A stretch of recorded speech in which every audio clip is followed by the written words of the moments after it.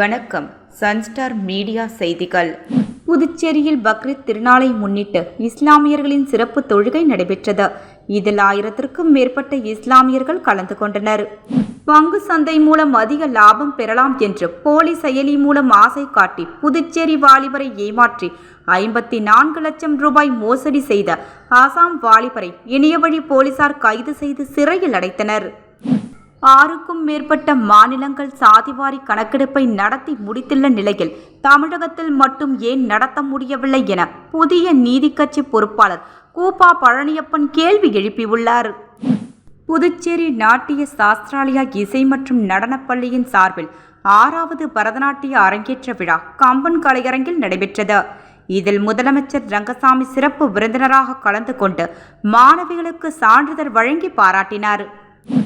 உப்பளம் தொகுதி திமுக MLA Anibal Kennedy அவர்கள் தனது இல்லத்தில் பிறந்தநாள் விழா கொண்டாடினார். சாலை விரிவாக்கப் பணிக்கு லாஸ்பேட்டை தொகுதி வியாபாரிகள் மற்றும் பொதுமக்கள் ஒத்துழைப்பு தர வேண்டும் என தொகுதி சட்டமன்ற உறுப்பினர் வைத்தியநாதன் கோரிக்கை விடுத்துள்ளார். புதுச்சேரியில் நடைபெற்ற அனைத்திந்திய ஜனநாயக மாதர் சங்கத்தின் 16வது மாநில மாநாட்டில் ஏராளமான மாதர் சங்க நிர்வாகிகள் பொதுமக்கள் என அனைவரும் திரளாக கலந்து கொண்டனர். உப்பளம் தொகுதி திமுக சட்டமன்ற உறுப்பினர் அனிபால் கென்னடி அவர்களின் பிறந்தநாள் விழா. இனி விரிவான செய்திகள். புதுச்சேரியில் பக்ரீத் திருநாளை முன்னிட்டு இஸ்லாமியர்களின் சிறப்பு தொழுகை நடைபெற்றது. இதில் 1000க்கும் மேற்பட்ட இஸ்லாமியர்கள் கலந்து கொண்டனர். இஸ்லாமியர்களின் தியாக திருநாளாக பக்ரீத் பண்டிகை உலகம் முழுவதும் கடைபிடிக்கப்படுகிறது. இதையடுத்து புதுச்சேரி தமிழ்நாடு தவ்ஹீத் ஜமாஅத் கிளை சார்பில் கடற்கரை காந்தி சிலை அருகே சிறப்பு தொழுகை நடைபெற்றது.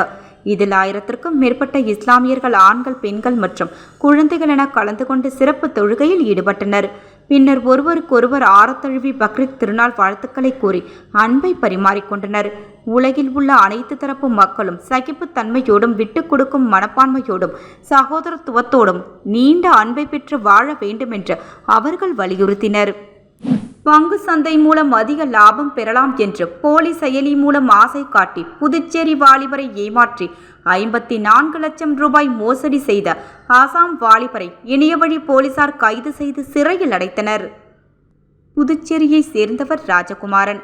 இவர் பேஸ்புக்கில் பங்கு சந்தை விளம்பரம் ஒன்றை பார்த்து அதிலிருந்த லிங்கை கிளிக் செய்து வாட்ஸ்அப் குரூப்பில் சேர்ந்துள்ளார். இதையடுத்து ராஜ்குமாரின் பஞ்சு பச்சிசா என்பவர் வாட்ஸ்அப் கால் மூலம் தொடர்பு கொண்டு டெலிகிராம் குரூப்பில் சேர்ந்து பங்கு சந்தை பற்றிய விவரங்களை அறிமுகப்படுத்தி 83% லாபம் பெற்று தருகிறோம் என்று கூறியுள்ளார். மேலும் SPSI என்ற ஆப்பை லிங்க் செய்து அனுப்பி பதிவிறக்கம் செய்யுமாறு தெரிவித்துள்ளார். அதனை உண்மை என நம்பிய ராஜ்குமாரன் ரூபாய் 54,42,500 ரூபாய் பணத்தை முதலீடு செய்துள்ளார். இதையடுத்து அவர் பதிவிறக்கம் செய்த ஆப்பில் லாபம் சேர்த்து ரூபாய் 96,03,669 இருப்பதாக காட்டியுள்ளது. இந்த பணத்தை ராஜகுமாரன் எடுக்க முயன்ற போது முடியவில்லை. விசாரித்த போது அது போலி பங்கு சந்தை என்பது தெரியவந்தது. அதிர்ச்சியடைந்த ராஜ்குமாரன் உடனடியாக இது குறித்து புதுச்சேரி இணையவழி காவல் நிலையத்தில் புகார் அளித்தார்.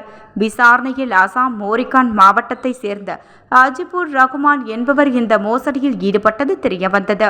உடனே அசாம் விரைந்த இணையவழி தனிப்படை போலீசார் அஜிபுர் ரகுமானை கைது செய்து புதுச்சேரி அழைத்து வந்து நடத்திய விசாரணையில் இவர் மீது 30க்கும் மேற்பட்ட மோசடி புகார்கள் இருப்பதும் அவரது சகோதரர் வங்கிக் கணக்கில் ரூபாய் 2.50 கோடி பண பரிவர்த்தனை நடந்திருப்பதும் தெரியவந்தது. அவரிடம் இருந்து ஒரு சிம் கார்டு, 3 செல்போன்கள், வைஃபை, இன்டர்நெட், 2 லேப்டாப், 2 லட்சம் பணம் ஆகியவற்றை பறிமுதல் செய்தனர். பின்னர் அவரை புதுச்சேரி நீதிமன்றத்தில் ஆஜர்படுத்திய போலீசார் காலாப்பட்டு மத்திய சிறையில் அடைத்தனர்.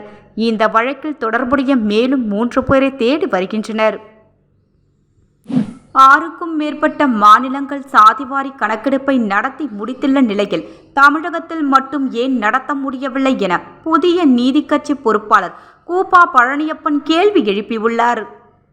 புதுச்சேரியில் புதிய நீதி கட்சி தலைவராக இருந்த பொன்னுரங்கம் மறைவிற்கு பிறகு புதுச்சேரி புதிய நீதி கட்சிக்கு மாநில அமைப்பாளர் உள்ளிட்ட பல்வேறு பொறுப்பாளர்களுக்கு நிர்வாகிகள் நியமிக்கப்பட்டுள்ளனர். அதன்படி புதிய நீதி கட்சி புதுச்சேரி மாநில அமைப்பாளராக தேவநாதன், துணை அமைப்பாளராக கிருஷ்ணமூர்த்தி, பொதுச் செயலர் ராம்ராஜ், செயலாளர் பொன்ராஜ், மகளிரணி தலைவியாக கலா, மகளிரணி துணை செயலாளராக நித்யா உள்ளிட்ட பல்வேறு பொறுப்புகளுக்கு நிர்வாகிகள் நியமிக்கப்பட்டுள்ளனர். புதிய நிர்வாகிகளின் அறிமுக கூட்டம் புதுச்சேரியில் இன்று நடைபெற்றது. இதில் கலந்து கொண்ட புதிய நீதி கட்சி பொறுப்பாளர் முன்னாள் எம்எல்ஏ கூப்பா பழனியப்பன் நிர்வாகிகளை அறிமுகம் செய்து வைத்தார். தொடர்ந்து செய்தியாளர்களை சந்தித்த அவர், சாதிவாரி கணக்கெடுப்பு என்பது இந்திய துணைக்கண்டத்தில் மிக முக்கியமாக கருதப்படுகிறது, அத்தியாவசியமானதும் கூட என்று கூறினார். பீகார், ஆந்திரா, தெலுங்கானா, கர்நாடகா, சத்தீஸ்கர், ஒரிசா, ராஜஸ்தான் போன்ற மாநில அரசுகள் சாதிவாரி கணக்கெடுப்பு நடத்தி முடித்துள்ளது ஏன் தமிழக அரசு மட்டும் சாதிவாரி கணக்கெடுப்பை நடத்த முடியவில்லை என்பதுதான் கேள்வியாக உள்ளது என்றார்.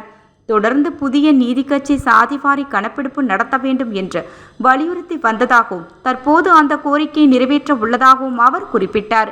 2025 நாடு முழுவதும் சாதிவாரி கணக்கெடுப்பு நடத்த வேண்டிய அவசியம் வந்திருப்பதாகவும் பள்ளி படிப்பு மற்றும் வேலை வாய்ப்புகளில் சாதி குறிப்பிடுவது தங்களின் உரிமையை கேட்டு போராடுவதற்குத்தான் என்று குறிப்பிட்ட அவர், நாட்டில் உள்ள மக்கள் உயர்வு தாழ்வு நீங்கி சமநிலை பெற வேண்டும், யாருக்கும் யாரும் அடிமை அல்ல, யாரும் வறுமை கோட்டிற்கு கீழே இல்லை என்ற நிலை உருவாக வேண்டும் என்றார்.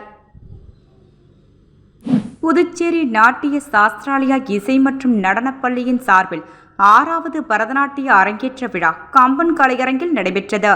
இதில் முதலமைச்சர் ரங்கசாமி சிறப்பு விருந்தினராக கலந்து கொண்டு மாணவிகளுக்கு சான்றிதழ் வழங்கி பாராட்டினார்.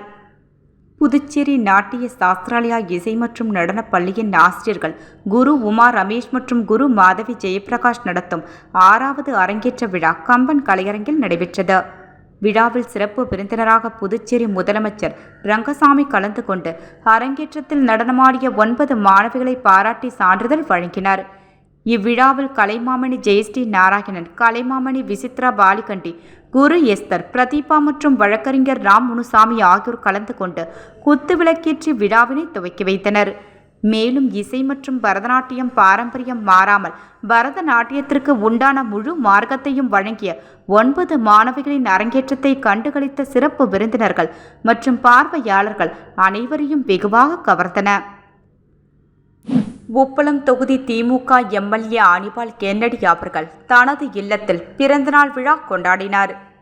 உப்பளம் தொகுதி திமுக எம்எல்ஏ அனிபால் கென்னடி அவர்களின் பிறந்தநாள் விழாவில் சிறப்பு அழைப்பாளராக எதிர்க்கட்சித் தலைவர் ராசிவா அவர்கள் கலந்து கொண்டு கென்னடி எம்எல்ஏவுக்கு பிறந்தநாள் வாழ்த்து தெரிவித்தார்.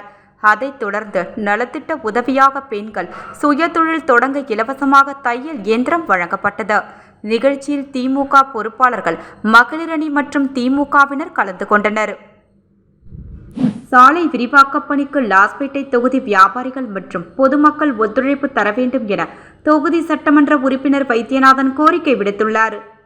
புதுச்சேரி லாஸ்பேட்டை சட்டமன்ற தொகுதிக்கு உட்பட்ட கல்லூரி சாலையில் RC24 லாஸ்பேட்டை சாலையில் இருந்த நேதாஜி சுபாஷ் சந்திரபோஸ் சதுக்கம் வரை யூ வடிவு வாய்க்காலை மறுசீரமைத்து சாலையை இருபுறமும் அகலப்படுத்தி சீரமைக்கும் பணிக்கு ரூபாய் 2.63 கோடி மதிப்பீட்டில் பூமி பூஜை நடைபெற்றது. இதில் தொகுதி சட்டமன்ற உறுப்பினரும் காங்கிரஸ் சட்டமன்ற கட்சித் தலைவர் வைத்தியநாதன் தலைமையிலும் நாடாளுமன்ற உறுப்பினர் செல்வ கணபதி முன்னிலையிலும் பூமி பூஜை நடைபெற்றது. மேலும் இந்நிகழ்ச்சியில் பொதுப்பணித்துறை தலைமை பொறியாளர் வீரசெல்வம், கட்டிடங்கள் மற்றும் சாலைகள் கூட்டம் செயற்பொறியாளர் அல்லது சீனிவாச இளநிலை பொறியாளர் லோகநாதன் உட்பட பலர் கலந்து கொண்டனர். தொடர்ந்து செய்தியாளர்களை சந்தித்த சட்டமன்ற உறுப்பினர் வைத்தியநாதன், லாஸ்பேட்டை தொகுதியில் இந்த சாலையானது மிகவும் முக்கியமானது. தினமும் கல்லூரி முதல் பல்வேறு பொதுமக்கள் பயணிக்கும் பேருந்துகள் இச்சாலையில் சென்று வருவதால் குறுகிய நிலையில் உள்ளது. இதனால் போக்குவரத்து பாதிப்பு ஏற்படுகிறது.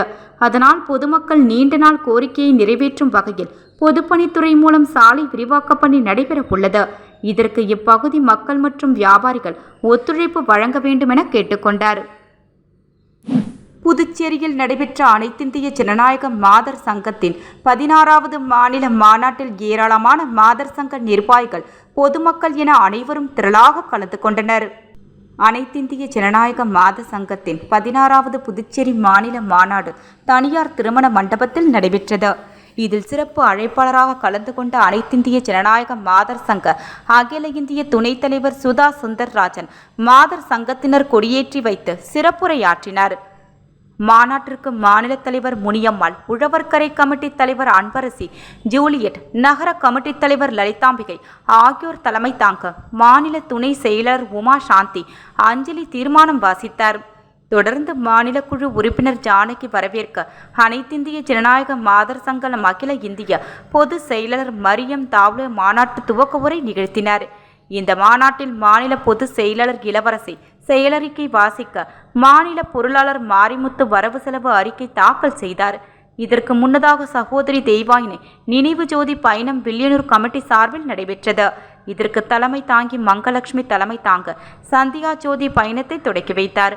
மாநாட்டில் மாதர் சங்க நிர்வாகிகள், பொதுமக்கள் என அனைத்து தரப்பு பெண்களும் கலந்து கொண்டனர். உப்பளம் தொகுதி திமுக சட்டமன்ற உறுப்பினர் அனிபால் கென்னடி அவர்களின் பிறந்தநாள் விழா.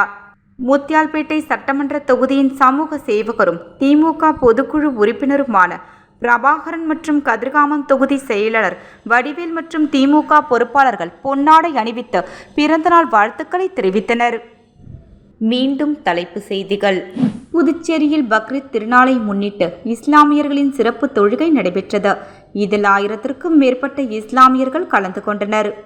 பங்கு சந்தை மூலம் அதிக லாபம் பெறலாம் என்று போலி செயலி மூலம் ஆசை காட்டி புதுச்சேரி வாலிபரை ஏமாற்றி 54 லட்சம் ரூபாய் மோசடி செய்த ஆசாம் வாலிபரை இணையவழி போலீசார் கைது செய்து சிறையில் அடைத்தனர். 6க்கும் மேற்பட்ட மாநிலங்கள் சாதிவாரி கணக்கெடுப்பை நடத்தி முடித்துள்ள நிலையில் தமிழகத்தில் மட்டும் ஏன் நடத்த முடியவில்லை என புதிய நீதி கட்சி பொறுப்பாளர் கூப்பா பழனியப்பன் கேள்வி எழுப்பியுள்ளார். புதுச்சேரி நாட்டிய சாஸ்திராலயா இசை மற்றும் நடனப்பள்ளியின் சார்பில் 6வது பரதநாட்டிய அரங்கேற்ற விழா கம்பன் கலையரங்கில் நடைபெற்றது. இதில் முதலமைச்சர் ரங்கசாமி சிறப்பு விருந்தினராக கலந்து கொண்டு மாணவிகளுக்கு சான்றிதழ் வழங்கி பாராட்டினார். உப்பளம் தொகுதி திமுக எம்எல்ஏ அனிபால் கென்னடி அவர்கள் தனது இல்லத்தில் பிறந்தநாள் விழா கொண்டாடினார். சாலை விரிவாக்கப் பணிக்கு லாஸ்பேட்டை தொகுதி வியாபாரிகள் மற்றும் பொதுமக்கள் ஒத்துழைப்பு தர வேண்டும் என தொகுதி சட்டமன்ற உறுப்பினர் வைத்தியநாதன் கோரிக்கை விடுத்துள்ளார்.